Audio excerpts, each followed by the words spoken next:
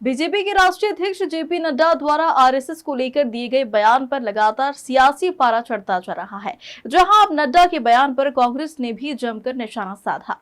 कांग्रेस के मीडिया प्रमुख मुकेश नायक ने कहा कि जिनकी बैसाखियों पर चलकर बड़े हुए, जिन्होंने आपका लालन पालन किया है, अब आप उन्हीं से कह रहे हो कि आप बड़े हो गए हो।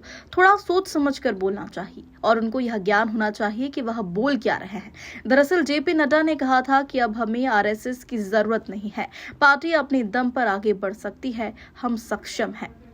जिनकी बैसाखियों पे चलकर बड़े हुए, जिन्होंने आपका लालन पालन किया, अब आप उन्हीं से कह रहे हो कि आप बड़े हो गए हो।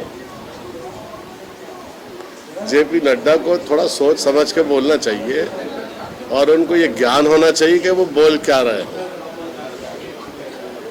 अडवाणी जी ने सजदा कर लिया था पाकिस्तान में जाके जिन्ना की मजार पर। शाम को सुदर्शन जी ने कह दिया था कि बीजेपी में अडवाणी और अटल युग खत्म हो गया, और हो गया। इन्हें पता, इन्हें इल्म नहीं है कि आरएसएस के बारे में क्या बोल रहे हैं, उनकी क्या स्थिति बनने वाली है।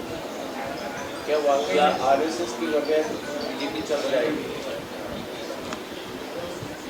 आप ये बताइए, कोई व्यक्ति बहुत सुंदर हो लेकिन कपड़े ना पहने हो, कोई व्यक्ति पूरे आभूषण पहने हो लेकिन निष्प्राण हो,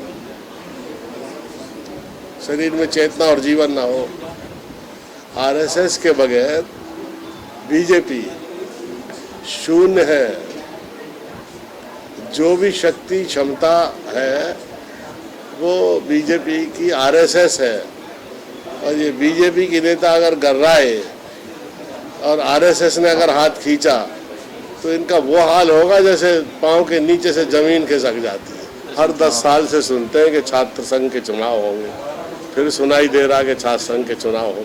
जब हो जाए तब हमसे हमारे पास आइएगा। कहा जाता है युवाओं की राजनीति की नर्सरी होती है सर, ये और होना चाहिए। हम सब लोग छात्र राजनीति से निकले हैं। मैं खुद कॉलेज का प्रेसिडेंट था, विश्वविद्यालय का था, फिर एनएसयूआई का प्रेसिडेंट बना, तो युवक कांग्रेस का अध्यक्ष बना। हमारी एक क्रमशः ग्रोथ हुई है, एक क्रमशः विकास हुआ है। हम लोग आसमान से नहीं गिरे और इसलिए हम लोग जय पराजय के आलंबन में हर परिस्थितियों में टिक जाते हैं, हार नहीं मानते हैं। नहीं, उसका कारण ये है कि पिछले चुनाव में जिस तरह की पराजय का सामना करना पड़ा, उससे कार्यकर्ता निराश था।